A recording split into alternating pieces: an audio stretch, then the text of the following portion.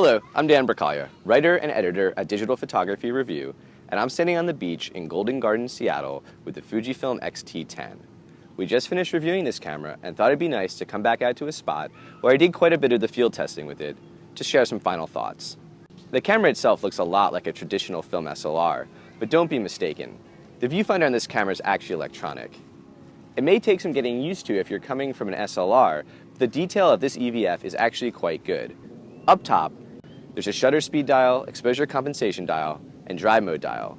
Also, many of the lenses for this camera offer electronic aperture rings around the lens barrel, making them quite intuitive to use.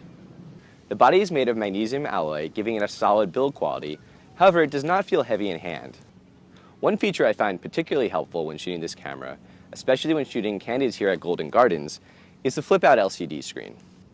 Another really nice feature of this camera is the ability to customize many of the buttons on the camera body. The camera is quick to start up, and it's quite responsive. It can shoot bursts up to 8 frames a second, or if you prefer a slower frame rate, 3 frames per second. Face Detect, a feature that picks the focus point based on the nearest face in the scene, was quite useful when shooting candids from the hip. Unfortunately, it works better when shooting in single-shot AF than in continuous AF. This is unfortunate because continuous AF when shooting a moving subject is obviously much more sensible. The X-T10 also features 11 baked-in film simulations that are quite useful and a lot of fun to try. The camera also has the ability to shoot RAW, and in doing so, it allows users to reprocess images in camera in any of the 11 film stocks. One area the camera does not excel at is video capture. Video resolution is a bit lower than we'd like to see, and false color tends to be a problem.